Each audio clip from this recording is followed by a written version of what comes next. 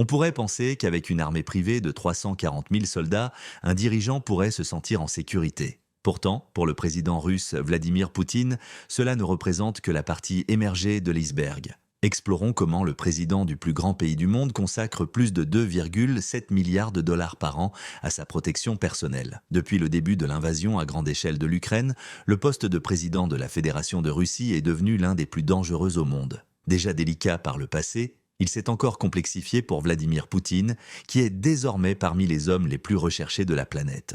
Toutefois, en tant qu'ancien agent du KGB, l'accès au président reste extrêmement difficile. En grande partie grâce à sa garde personnelle, hautement entraînée et mieux équipée que jamais. Cette mission de protection est confiée à l'Agence fédérale de protection, FSO, une organisation issue directement des racines du KGB. Depuis sa création, le FSO a vu son influence croître considérablement, absorbant de nombreuses institutions gouvernementales et obtenant un contrôle étendu sur la gestion du budget russe. À la tête de cette agence se trouve Viktor Zolotov, un proche allié de Poutine. En 2019, Zolotov a été sanctionné pour de graves violations des droits humains. Bien que ses relations étroites avec le Kremlin n'aient pas encore fait de lui un milliardaire officiellement, il est estimé que sa fortune personnelle, en grande partie investie dans l'immobilier, atteint environ 40 millions de dollars. Le FSO reste discret quant à son budget et à ses dépenses, mais des sources estiment que l'agence dispose d'un budget annuel de plusieurs milliards de roubles et emploie environ 50 000 agents. Cependant, ce n'est qu'une partie de la force qui protège Poutine. Fondée en 2016 par Poutine lui-même, la garde nationale compte plus de 340 000 soldats, directement responsables devant le président. Considérée par beaucoup comme une réponse à l'influence croissante du FSO, cette force est chargée de maintenir l'ordre à l'intérieur des frontières russes et de garantir la sécurité du chef d'État. Le coût de maintien de cette garde privée est astronomique, environ 200 milliards de roubles par an, soit l'équivalent de 2,7 milliards de dollars américains. Cela représente une dépense colossale pour les contribuables russes, mais cela ne constitue que la première ligne de défense. Au-delà de la garde nationale, l'accès à Vladimir Poutine lui-même nécessite de passer par le service de sécurité présidentielle, SBP, une unité spéciale au sein du FSO. Composée de 2500 agents hautement qualifiés, cette équipe a une seule mission, protéger le président, quitte à sacrifier leur vie. Le SBP est divisé en 4 unités spécialisées et agit dans une discrétion absolue. Leur préparation et leur équipement font de cette unité l'un des corps de sécurité les plus redoutés au monde. Cette structure tentaculaire de sécurité illustre à quel point la protection de Vladimir Poutine est une priorité pour l'État russe. Elle reflète également les immenses moyens alloués à la défense de la figure présidentielle dans un contexte international de plus en plus tendu. Unité 1. Les gardes du corps personnel de Vladimir Poutine appartiennent à une unité unique et ultra secrète qui symbolise l'excellence en matière de protection rapprochée. Ces agents, triés sur le volet et entraînés avec une minutie extrême, constituent ce qui est souvent considéré comme la meilleure unité de protection personnelle au monde. Si le Secret Service américain est réputé pour sa capacité à neutraliser les menaces, le service de sécurité présidentielle russe, SBP, va encore plus loin. Ces agents ont pour mission non seulement de protéger, mais aussi d'éliminer immédiatement toute menace perçue. Contrairement à d'autres forces de sécurité, ils ne recrutent pas parmi les anciens policiers qui pourraient hésiter à tuer en raison de leur formation axée sur la détention. Pour intégrer cette unité, les candidats doivent répondre à des critères physiques, mentaux et intellectuels extrêmement stricts.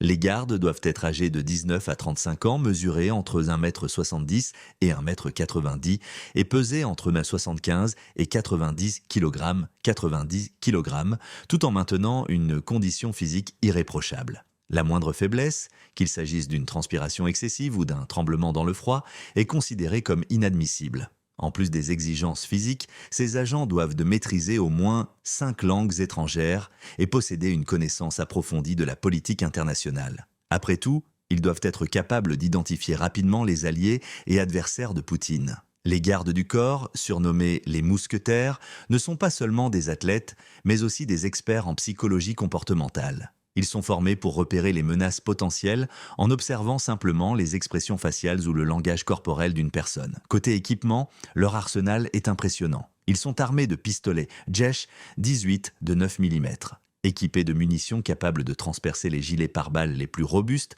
à une distance de 50 mètres. Bien que non automatiques, ces armes peuvent y tirer jusqu'à 40 balles par minute, faisant de ces gardes une force redoutable en cas d'attaque. Mais ce n'est pas tout. Les agents transportent également des mallettes en cuir noir qui, en réalité, contiennent des boucliers pare-balles capables de résister à presque toutes les balles. Enfin, leur équipement inclut des parapluies en Kevlar qui peuvent non seulement dévier les balles d'armes légères une fois ouverts, mais aussi être utilisés comme des outils de défense en cas d'urgence. Ces hommes et femmes d'élite sont prêts à sacrifier leur vie pour assurer la sécurité de Vladimir Poutine. Leur entraînement approfondi ne leur laisse aucune place pour l'hésitation ou le remords. Avec un tel réseau de protection, approcher Poutine semble relever de l'impossible. Pour les aspirants à ce rôle prestigieux, les exigences sont si élevées que seuls quelques-uns réussissent. Les mousquetaires restent, à ce jour, l'un des symboles les plus visibles et intimidants du pouvoir présidentiel russe, l'unité 2, les agents infiltrés dans la foule. Tenter une attaque contre le président russe est une entreprise presque suicidaire. Avant même d'approcher les lignes de défense finale, il faut d'abord échapper à l'unité 2, composée de gardes du corps dissimulés dans la foule. Ces agents secrets, qui opèrent dans l'ombre, sont dispersés stratégiquement lors des événements publics pour observer les moindres signes de menace ou d'instabilité. Experts en psychologie comportementale, ces agents sont formés à analyser le langage corporel, la démarche et les attitudes des individus pour détecter des intentions malveillantes. Leur effectif exact est un secret bien gardé, tout comme leurs méthodes et tactiques. Ils sont vêtus de manière anodine et peuvent se mêler aussi bien aux partisans qu'aux opposants politiques. Dans certains cas, on peut apercevoir ces agents dans des photos de cortège présidentiel, mais la plupart du temps, leur présence reste invisible, ajoutant à l'aura de surveillance omniprésente du régime. Selon des experts occidentaux,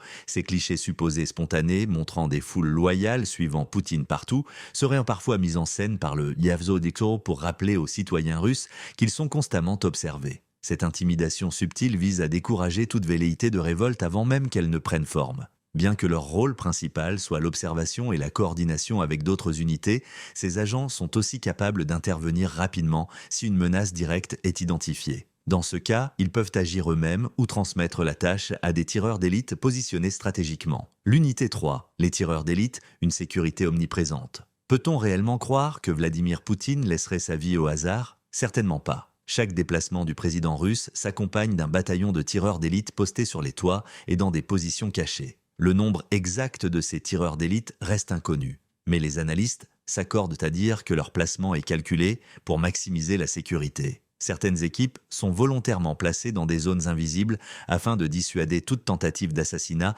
avant même qu'elle ne puisse être exécutée. Ces tireurs d'élite ne sont pas de simples soldats. Ils possèdent des nerfs d'acier et une vigilance extrême, scrutant en permanence la foule et les environs pour détecter les moindres anomalies. Leur précision et leur préparation sont telles que toute personne exprimant ostensiblement son hostilité envers le président peut rapidement se retrouver avec plusieurs points laser rouges sur le front. Heureusement, les exécutions publiques de dissidents ne sont pas monnaie courante, même en Russie. Mais il serait imprudent, voire suicidaire, de tenter un geste provocateur à proximité du président, ne serait-ce qu'avec un pistolet à eau. Lors de ces déplacements, toute la zone est strictement surveillée. Les habitants sont priés de ne pas regarder par leurs fenêtres et même le linge séchant à l'extérieur doit être retiré. Ce réseau complexe de sécurité, combinant agents infiltrés, tireurs d'élite et autres unités spéciales, est conçu pour garantir que Vladimir Poutine reste hors de portée de toute menace. Chaque détail, de la logistique des événements à la psychologie des foules,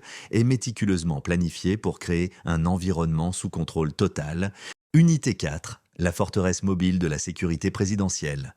L'unité 4, souvent considérée comme l'épine dorsale de la protection présidentielle, joue un rôle essentiel dans la sécurisation du périmètre autour de Vladimir Poutine, que ce soit à l'intérieur ou à l'extérieur du Kremlin. Leur mission est simple en théorie mais titanesque en pratique, garantir que le président russe soit à l'abri de toute menace avant même qu'elle ne se manifeste. Cette unité, la plus vaste du service de protection présidentielle, SPP, a une responsabilité unique. Si une autre unité doit intervenir directement pour défendre le président, cela signifie que l'unité 4 a échoué. Une erreur qui peut entraîner de lourdes conséquences, parfois même des accidents mystérieux impliquant des fenêtres et des hauteurs vertigineuses. Lors de chaque déplacement présidentiel, l'unité 4 est mobilisée des semaines à l'avance. Leur première tâche consiste à sélectionner avec précision les itinéraires que suivra Poutine, éviter les points de congestion, les zones à risque et les lieux propices à des manifestations est crucial. Lors de visites à l'étranger, leur travail devient encore plus complexe.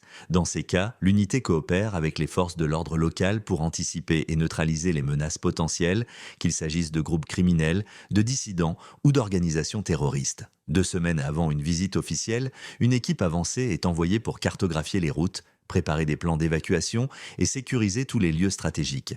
L'unité 4 est également chargée de sélectionner et de sécuriser les hôtels où séjournera le président. Il s'agit souvent d'établissements de luxe 5 étoiles, voire plus. Une fois le lieu choisi, l'unité peut réserver tout l'hôtel, une aile entière ou simplement quelques étages, en fonction des besoins sécuritaires et de la configuration des lieux. Avant l'arrivée du président, ces zones sont méticuleusement inspectées. Les agents recherchent des menaces potentielles, comme des explosifs, des dispositifs d'écoute ou tout élément suspect. Une fois l'inspection terminée, le bâtiment est scellé et reste sous surveillance constante jusqu'à l'arrivée de Poutine. Juste avant son arrivée, une dernière vérification est effectuée pour s'assurer qu'aucune menace n'a été introduite.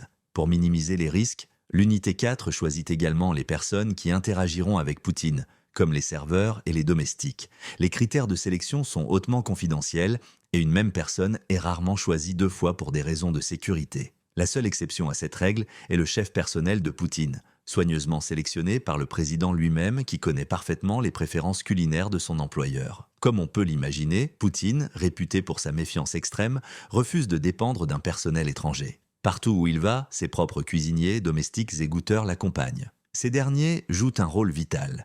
Ils goûtent chaque plat avant qu'il ne soit servi au président, garantissant ainsi qu'il ne contient aucune substance nocive. Un exemple notable de cette rigueur s'est produit lors de la visite du président turc Recep Tayyip Erdogan en Russie. Les 2 dirigeants ont acheté ensemble une glace à la pistache sur un stand en apparence ordinaire. Cela peut tromper certaines personnes, mais quand vous savez à quel point Poutine et Erdogan prennent leur sécurité au sérieux, alors il s'agissait sûrement d'un agent du SBP donnant aux 2 dirigeants une glace qui avait été préapprouvée et minutieusement inspectée pour s'assurer qu'il n'y avait aucun incident. Avec de telles mesures de sécurité, il est clair que l'unité 4 porte la charge la plus lourde dans la protection du président russe. Leur travail est une orchestration complexe où chaque détail compte, assurant que, même dans un monde rempli de menaces potentielles, Vladimir Poutine reste intouchable. Comme on peut aisément l'imaginer, les voyages à l'étranger de Vladimir Poutine ne ressemblent en rien à ceux d'un simple chef d'État. Ils sont loin d'être anodins ou économiques.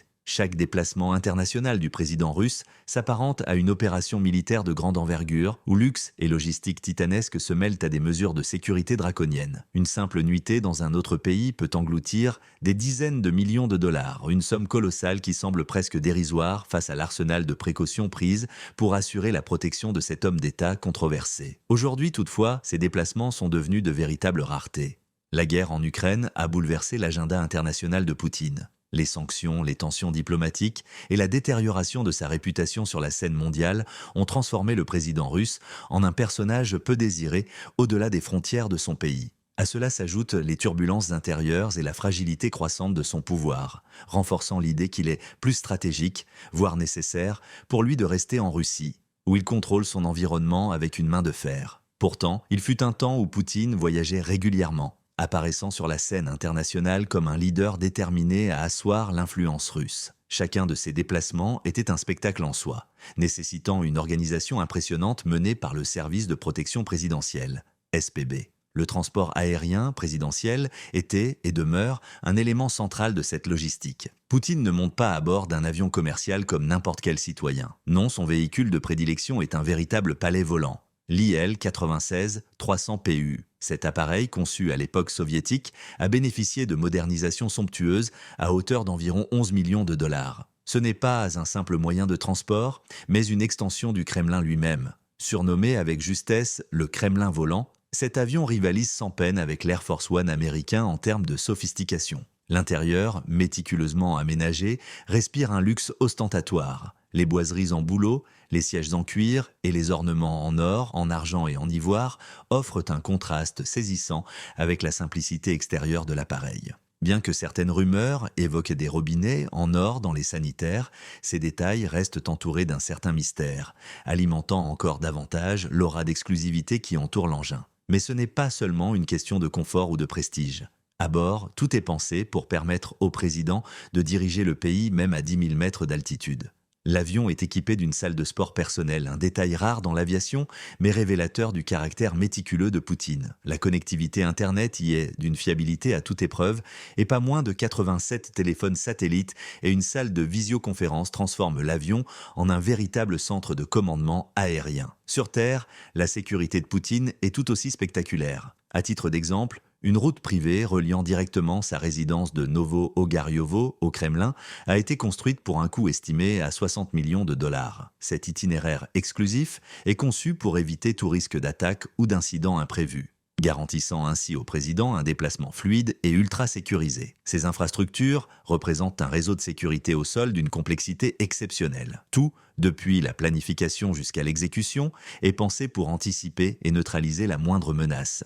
Si les déplacements internationaux exigent des protocoles encore plus complexes, ceux établis à l'intérieur du pays assurent une sécurité que l'on pourrait qualifier de quasi infaillible. En Russie, une route spéciale est dédiée exclusivement au déplacement du président. Mais dès que Vladimir Poutine quitte cette voie sécurisée, le spectacle prend une toute autre ampleur. Le chef d'État est suivi par une escorte impressionnante, véritable démonstration de force qui s'apparente parfois à un défilé militaire. La limousine présidentielle est entourée d'au moins 6 véhicules blindés, chacun transportant des unités d'élite spécialement formées. Ces forces spéciales sont équipées d'un arsenal impressionnant, incluant des fusils d'assaut AK-47, des fusils de précision Dragunov, des lance-grenades anti-chars et même des systèmes de missiles solaires portatifs. Certaines rumeurs évoquent la présence occasionnelle de matériel nucléaire tactique dans cette escorte, bien que cela reste non confirmé. Jusqu'en 2017, Poutine se déplaçait dans une Mercedes-Benz S 600 Guard Pullman. Cependant, en préparation à la guerre en Ukraine et dans un effort de promouvoir l'industrie nationale, il a opté pour une limousine fabriquée en Russie, l'Aurus Senat. Ce véhicule, produit par une entreprise renommée pour avoir fourni des limousines à la plupart des dirigeants soviétiques et russes, a été conçu pour répondre aux exigences strictes du Service fédéral de protection, FSO. Bien que son prix de base soit estimé à 300 000 $, les équipements supplémentaires nécessaires pour en faire une véritable forteresse roulante ont fait grimper son coût total à plusieurs millions. L'Aurus Senat a été conçue pour résister au pire scénario. Elle peut encaisser des tirs de fusil de précision de gros calibre, survivre à des explosions de mines, résister à des attaques chimiques et même contrer des attaques de missiles de petite envergure. À l'intérieur, le véhicule est équipé d'un système de communication avancé, permettant à Poutine de diriger des opérations comme s'il était dans un centre de commandement. Grâce à un système de caméras de surveillance en circuit fermé ultra moderne, l'équipe de sécurité peut surveiller l'environnement à 360 degrés, même lorsque les fenêtres sont complètement occultées. Pour les situations d'urgence extrême, une sortie secrète est dissimulée à l'arrière du véhicule. Certains vont jusqu'à spéculer sur la présence d'un mini-hélicoptère pliable dans le coffre, bien que cela reste invérifiable. Si l'escorte de Vladimir Poutine est impressionnante par sa démonstration de puissance, elle reste légèrement en deçà de celle du président des États-Unis. La bête de Joe Biden et sa caravane légendaire sont réputés pour établir des standards encore plus élevés en matière de protection présidentielle. Cela montre bien que, même parmi les dirigeants mondiaux, la sécurité est une priorité absolue, et chaque détail est soigneusement pensé pour éviter le moindre risque. Et vous, qu'est-ce qui vous a le plus marqué dans cette histoire ? Partagez vos réflexions dans les commentaires. N'oubliez pas d'aimer cette vidéo et de vous abonner à la chaîne pour des histoires plus intéressantes. Merci pour votre intérêt.